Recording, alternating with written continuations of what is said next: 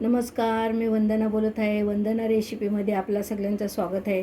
मी आज व्हेज मोमोज बनवणार आहे. त्याच्यासाठी लागणारं साहित्य आहे ते बघून घेऊया.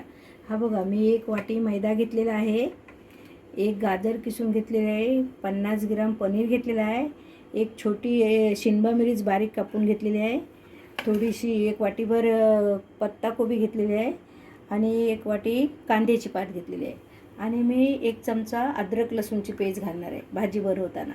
चला आता आपल्याला पीठ भिजवून घ्यायचं आहे. चवीपुरता ह्याच्यात मीठ घालणार आहे. हे बघा, ह्या चमच्याने 1 चमचा मी तेल घालणार आहे. आपल्या हलकीशी भाजी परतून घ्यायची आहे.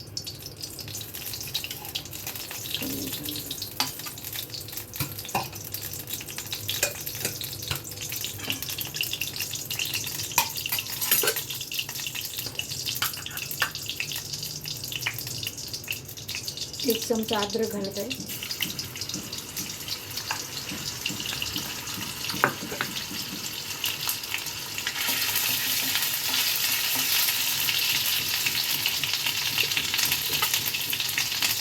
थोडीशी हळद घालत आहे.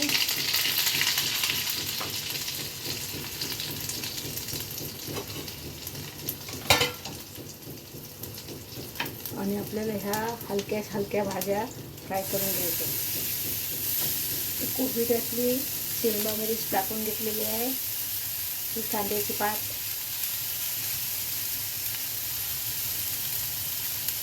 ही गाजर टाकली.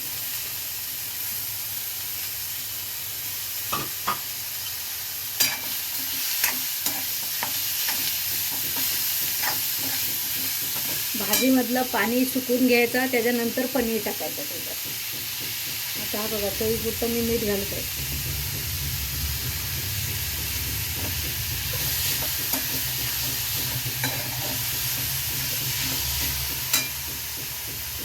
आणि थोडीशी कोथिंबीर घालत आहे.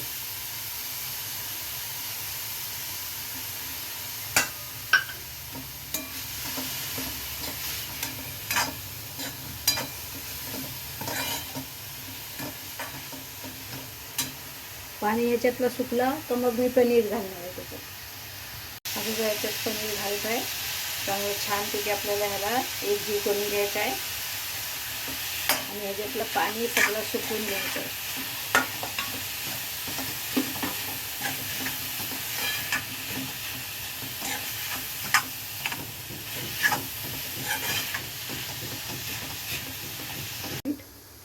हा बघा, हा 1 वाटी पीठ आता मळून घ्यायचं आहे आपल्याला, थोडासा त्याच्यात मीठ घालून.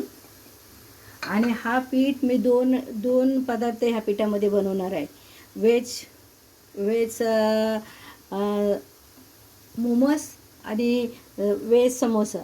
त्यासाठी हा मोठा वाटी भरून पीठ घेतलेला आहे. ते बघा, मी आता थोडंसं मीठ घालत आहे.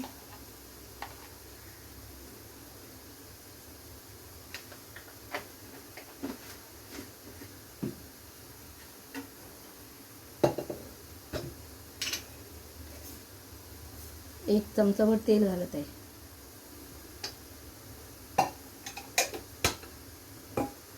आता हा थोडं पाणी घालून आपल्याला पीठ भिजून घ्यायचं आहे. जास्ती पातळ पण नाही ना जास्ती कडक पण नाही, मीडियम मळून घ्यायचा.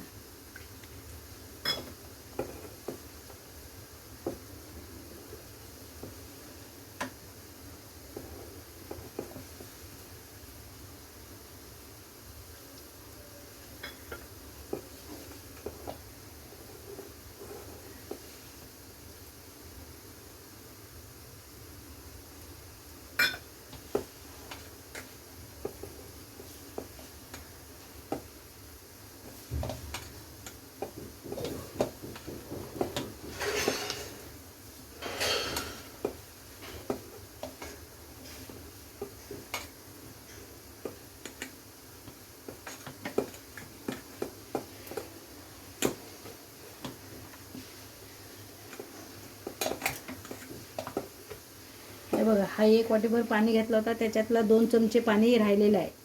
आपल्याला थोडंच पाणी लागलेलं आहे. आता ह्याला 10 मिनटं थोडा भिजून द्यायचं पिठाला.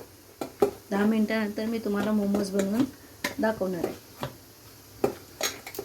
हे बघा, मी मोमोजसाठी एक ग्लासभर पाणी गरम करायला ठेवलेलं आहे, चांगलं बॉईल व्हायला. बॉईल झाल्यानंतर आपल्याला त्याच्यावर वाफवून घ्यायचे आहेत. तर हा बघा, मी एक पापड लाटून तुम्हाला दाखवत आहे.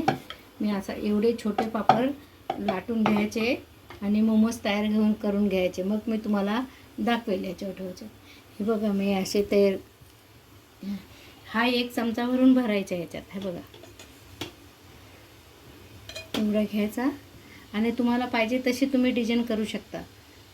मी असे पण करते आणि अशी दाबून पण करते आणि शेंगाचा आकार पण मी देते त्याला.